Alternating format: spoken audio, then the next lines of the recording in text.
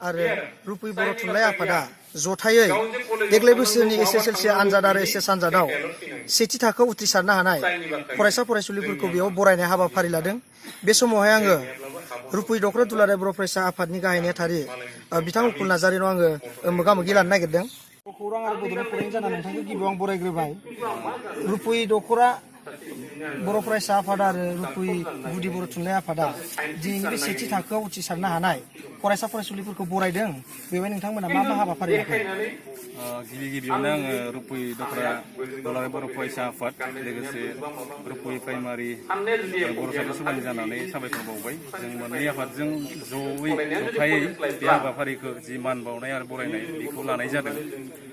दा बेयाव जों हाबाफारि हिसाबै दिनै जों गोबां हाबाफारि लादों बिथांमोनखौ मान बावनाय आरो बरायनाय, जाहाथे बे हाबाफारिनि गेजेरजों बिथांमोनखौ मान बावनाय आरो बरायनायनि गेजेरजों लोगोसे जोङो जि फैगोन इयुन जेनेरेसननि फरायसा बिथांमोनखौबो जों जाहाथे थुलुंगा होनानै बेफोरबायदि बिथांमोननि जिबायदि रिजाल्ट मोजां जादों बेफोरबायदि जों खालामनो हायो, बेफोरबायदि असिला लानानै जोङो बे हाबाफारिखौ लानाय जादों।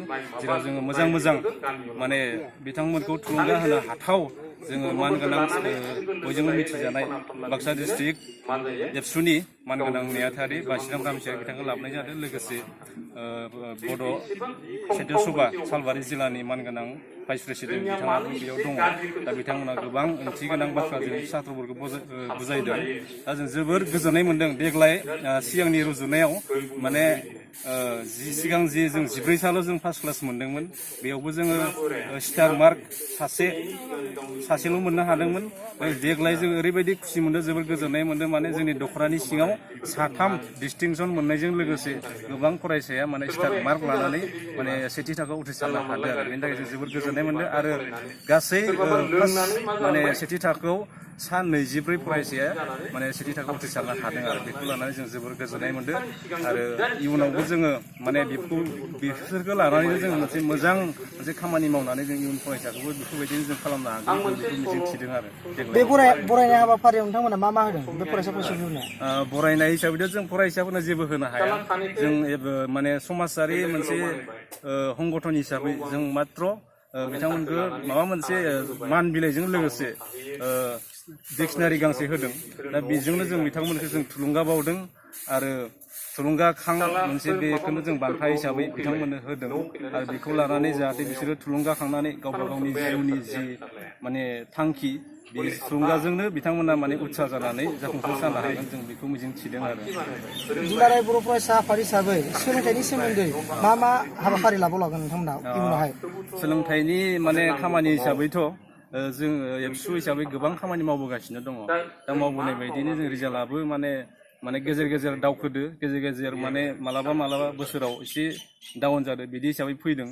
खिन्थु जोङो रिजाल्टआ डाउनबाबो खिन्थु जोंनि फरायसाफोरनि मार्क जिहेथु मोनसे जौखोन्दो बियो खमायाखै, मोजांनिफ्राय मोजांसिन जाबाय थादों। देग्लाय थांनाय बोसोराव 1600मोन फार्स्ट क्लासआ बर' मिडियामनिफ्राय, खिन्थु देग्लाय जोङो गासै 1200 गासै 1200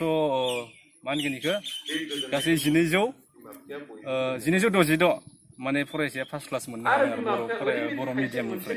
दा बेखायनो देग्लाय एसे खमायदों जोंनिया रिजाल्टआ। खिन्थु रिजाल्टआ सात्रफोरा फार्स्ट क्लास मोननाया खमायदोंबाबो खिन्थु पार्सेन्ट बेयो खमायाखै आरो मोजांनिफ्राय मोजां जाबोबाय दङ। मोजां पास खालामनो हानाय फरायसा फरायसुलिफोरखौ नोंथांमोना सिभिल सार्भिसनि थाखाय माबा मोनसे कचिंनि राहा लादों नामा? सिभिल सार्भिसनि थाखाय बेफोरबायदि कचिंखौ लानायनि एसे सुबिदाखौ लाबाय थादों जोंनि सेन्ट्रेल एबसुआ। देग्लाय थांनाय बोसोराव जिहेतु जों 2 बर' हारिनिफ्राय 2 जोङो IAS सासे आरो IPS सासे जों मोननो हादों, खाफाल गोनां। दा बिथांमोनखौ लानानै सेन्ट्रेल एबसुआ गोबां मटिभेसनेल प्रग्रामफोर लागासिनो दङ बरायनायनि गेजेरजों। दा बे हिसाबै बिदिनो मटिभेसन होनायनि गेजेरजों उनावबो मिजिं थिदों आरो एसे बेफोरनि गेजेरजोंबो मोनसे जर'खायै मोनसे कचिं होनो हायो नामा, बेखौ हाबाफारि सानबाय थानाय जादों। हायोना हाया बेखौ उनाव दा बुंथ'नाय जादों, खिन्थु मटिभेसनेलखौ लाबाय थागोन आरो उन्दै फरायसाफोरनि थाखाय। सोलोंथाइनि सोमोन्दै गामि थासारिफोरनि माबा मोनसे आरो राहा लाबावदों नामा नोंथांमोना?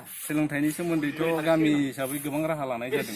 जों थांनाय जि गामि बिथां फरायसा जायखौ जों बरायदों, बिथांमोनाथ' जों जि माने थुलुंगा माने मटिभेसनेल जोङो एग्जामनि मास मोननै सिगां जों खालामनाय जादोंमोन न'खर न'खर हाबनानै लोगोसे गामि गामि हाबनानै बिथांमोनखौ बुथुमनानै जोङो मोनसे मोजां मोनसे जयै बिथांमोनजों जोङो सावरायनाय जादोंमोन बिथांमोननि न'खरनि अबस्था मानो फरायनांगौ मानो फरायनाङा आरो बिदि खालामनायनि उनावनो जों दिनै जों माने एसे आन्दाज मोन्दों आरो गोबां फरायसाया बुजिनो हादों आरो मोजां रिजाल्ट खालामनो हादों आरो गोबाङानो गाज्रिबो जादों खिन्थु गामिनि आबहावा जिहेतु स्कुलनि जिथु अबस्था बेफोरो एसेबां मोजां नङिनि थाखाय जोङो माने फरायसाफोरखौबो जों दाय होनो हाया खिन्थु जोंनि जि अथ'रिटि जि जोंनि गभमेन्टनि सिस्टेम बे रिजाल्ट गाज्रि जानायाव बिथांमोननिबो दाय दङ ओंखायनो जों जिमान हायो जों गामिनि जि माने उसुबिदाफोर गामिनि जेंनाफोर समाजारि जेंनाफोर बेखौ जों हागौमानि जोङो माने फोसाबनो नाजाबोबाय थादों आरो फोसाबलांगासिनो आरो जों फैबाय थानाय समाव जों बिदिनो गामि गामि मोनसे गथ'फोरखौ न'खर न'खर थांनानै जों